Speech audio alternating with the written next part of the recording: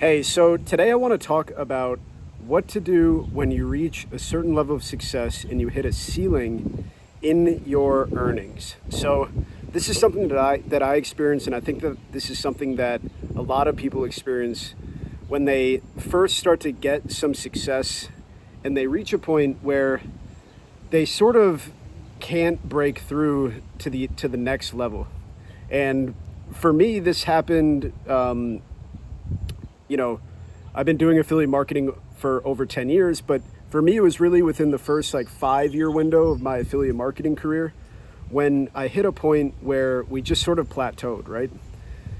So I'll talk about sort of why this happens. I'll talk about how to actually break through to the next level, and I'll share my experiences with it. So when I first started to really crush it in affiliate marketing, we were doing good numbers. I mean, I was just a college kid. I had no real, expenses to meet other than just, living in a nice place and wanted to be, drive a nice car and this and that. And we hit a certain level of success where we basically got those things that we wanted to get, right? And for a lot of people, this is sort of like the beginning phase of motivation that pushes them to have initial success. Like, oh, when I finally get that sick car, when I finally, live in that nice apartment or that nice home, or when I, get that watch or that Rollie or whatever it is, that stuff, that material stuff, that lifestyle, that's usually what sort of the initial motivator is for somebody to, want to succeed, right? And to be honest, a lot of this comes from ego. So this is sort of the first level of motivation that you have to basically break through. You have to basically transcend past your ego. And to be honest, there's nothing wrong with being motivated by ego. There's nothing wrong with wanting a better lifestyle for yourself. There's nothing wrong with wanting to drive a nicer car or, live in a luxury apartment or home or a nice area, right? There's absolutely nothing wrong with that. However, after a certain point, that's not going to get you to the next level higher than that, right? So for me, I was a college kid. We started making all this money. The business, my senior year of college, a business made, 7 figures, and I was a college kid, right? I was driving the Porsche. I was living in the luxury apartment. I was, doing the bottle service, the VIP sections. I had all the stuff. I had all the lifestyle, right? And for about 5 years, the business hit this sort of level where we were doing the same amount of revenue every year. It was just me and Peter. It was just the two of us. We hadn't started building a team yet. And, we were basically at a plateau. And it wasn't until I had to basically move past some basic blocks in my own mindset that we actually transcended to the next level. So, like I was saying, this ego phase is what people struggle with the most when they first start getting success, and it's what prevents you from moving to the next level. So, oftentimes, when you're in this sort of ego motivation phase, everything's just kind of about you. It's about, the results that you're getting. It's about the things that you're buying. It's about your lifestyle. It's kind of all about you, right? But in order to really break through to the next level, you need to put this ego driven motivation behind you and start to operate more out of spirit. And now when I'm talking spirit, I'm not necessarily talking about religion, okay? I'm more so talking about a deeper level of motivation that goes above and beyond just serving yourself. So, oftentimes when you're in this ego phase, it's very common to have sort of this lone wolf mentality where all of your ego is wrapped up in the success that you're doing yourself. It's the work that you're doing that are getting the results for yourself.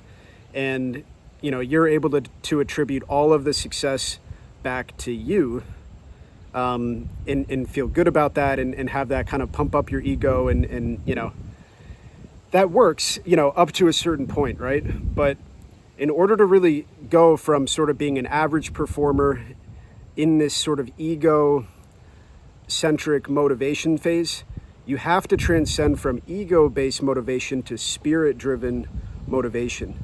And spirit-driven motivation is more about serving other people over yourself, okay? So the spirit-driven mentality is all about helping other people, either through the products that you're selling, through the services that you're delivering, people that you're supporting, charities that you're supporting, lives that you're impacting, right?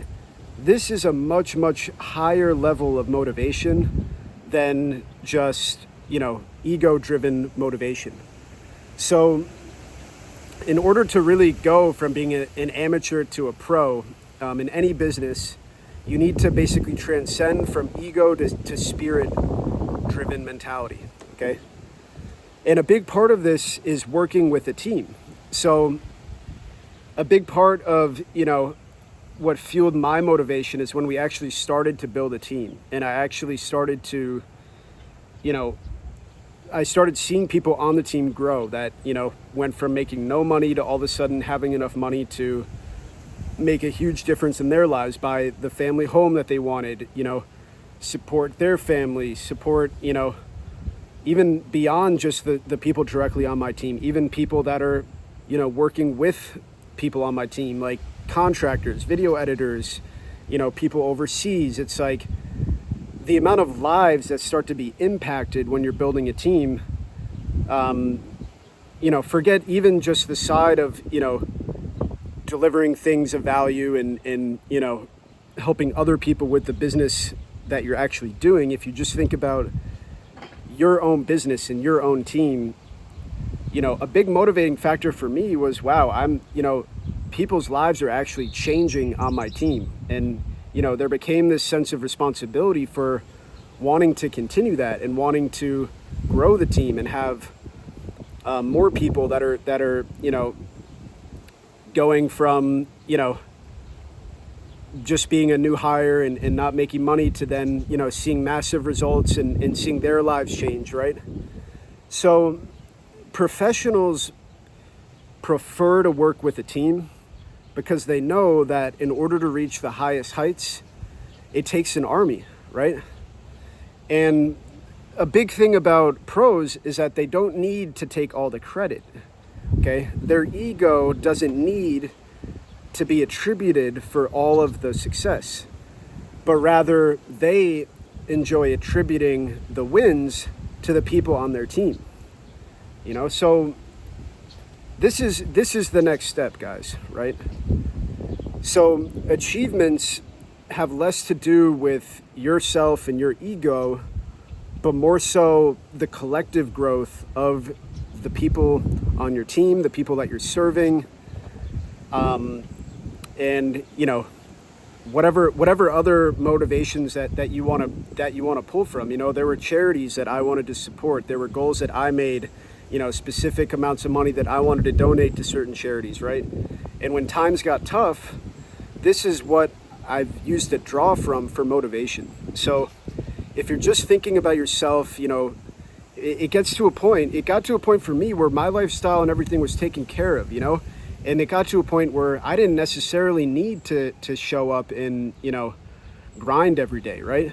But this is where people reach a pitfall, because when you're growing a business, you're basically dealing with daily adversity, right? Every day is going to be a new problem. Every day is going to be a new challenge. Every day is going to be some obstacle to climb over, right? And when you reach a point where you're just thinking about, okay, like I just want, to live in this sick house or, whatever, and you reach that point and those needs are taken care of, what's going to be that motivating factor that's going to take you, to the point where you're going to push yourself to persevere through these adverse scenarios that are going to come up every day, right? So the main shift to be thinking about here is that the more that you can focus on collaboration, and the more that you can have more of a team mindset of not trying to do everything yourself, but rather, building up other people around you, making sure that they're advancing, every single day in their skills, right? This is where the growth comes from. And at the end of the day, there's not going to be any match between a solo affiliate and a team like that. It's just the amount of output and the amount of results achieved are not even going to be in the same stratosphere, So this is where the motivation is going to be able to persist, right? And you're going to have to really tap into what those motivating factors are going to be for you. For me as well, like, this is a family business. So, I want to see my family doing well. I want to see, it's not only me and my brother. I mean, my mom works for us, right? It makes a huge difference for me to be able to see her secure in her life, and go from being laid off and anxious and uncertain about what the future brings to having all of her direct needs taken care of, and watching her go from being anxious about her future to being completely at ease because some numbers on the screen change for her, and she's secure in her position, right? So this is what it's all about. You have to tap into what these motivating factors are going to be for you. Maybe it's a charity you want to support. Maybe it's loved ones in your life that you want to support. Maybe it's people that you want to serve through the products or services that you're offering. Tap into these whys, because things are going to be hard. Every single day there's going to be adversity. And the higher up that you go, the more business that you do, the more revenue that you do, the more problems that there's going to be, and the more stress that there's going to be, right? But stress is perceptive, If you're just doing everything for yourself, you might just say, screw this, I'm good. I don't want this stress. I'm going to just quit. I'm going to go do something else. I'm not going to work today. I'm going to go on vacation. And you're going to stay at the level that you're at, right? But like I've told you guys before, the stress management is going to be the ceiling on your potential.